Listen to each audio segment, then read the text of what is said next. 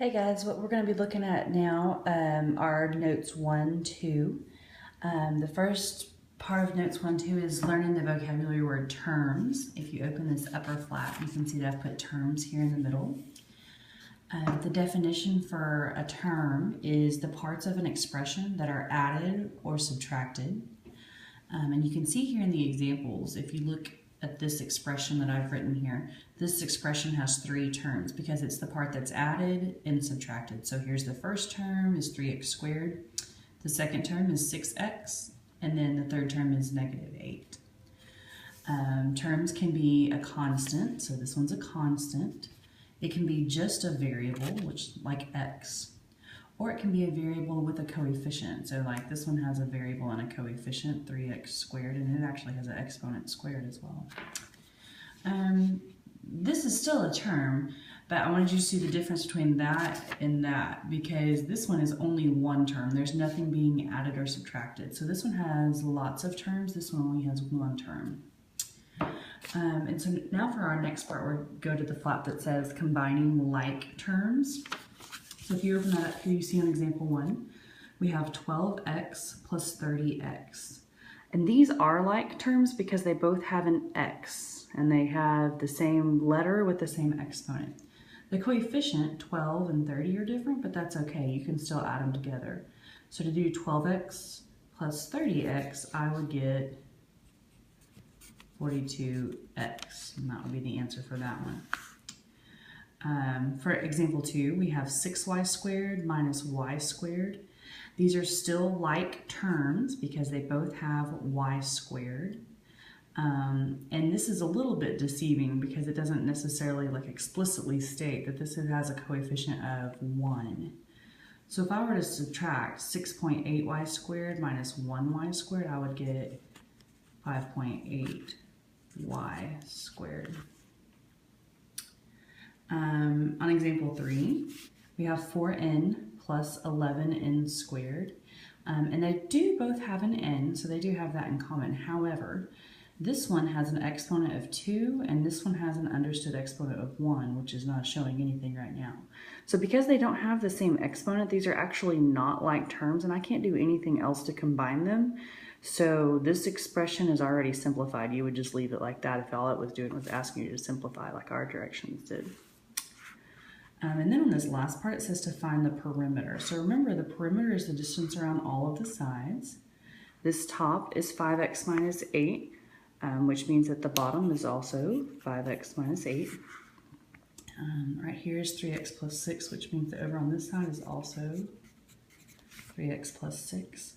So what I'm going to do now is I'm just going to collect like terms. So I'm going to look at all the x's. I have a 5x, which would make 10x.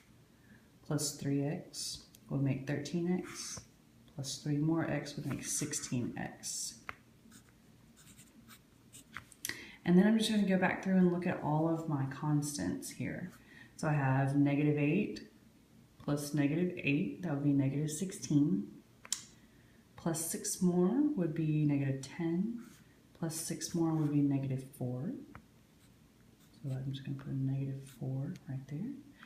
And then the perimeter of this rectangle is 16x minus 4. You just leave it in terms of x. You don't have to try to figure out what x is equal to. And then the last part down here is the distributive property. So it says to simplify the expressions below. And for the distributive property, what you would want to do is when you see parentheses like this, is you want to take whatever the coefficient is in front of those parentheses and distribute it to each of the terms inside. So because there's 2 terms inside these parentheses, I have to actually multiply twice. So I would say 9 times a is 9a. 9 times negative 3 is negative 27. And I don't distribute the 9 to the negative 4 because the negative 4 is not inside that set of parentheses. So with the negative 4, I just drop it down right there.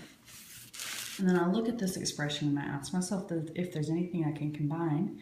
And in fact, there is. The negative 27 and the negative 4 are like terms.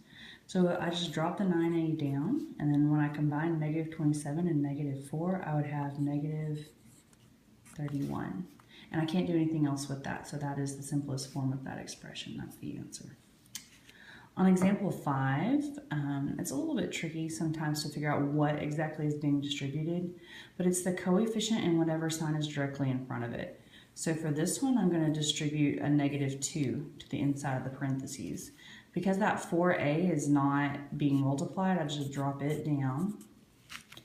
And I do -2 times a is -2a. -2 times -1 is +2. I can see that these are like terms because they both have an a. So 4a minus 2a would be 2a. And then I have the constant over here +2. So that +2. I just drop down, and then that's my answer right there at 2a plus 2. And I do same thing example here in example 6 and example 7. Take this -7 and distribute it. So here I would have -7x minus 14.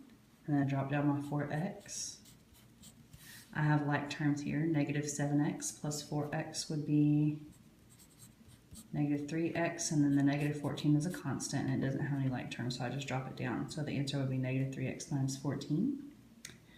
Example 7 is a little bit tricky because I have to distribute twice.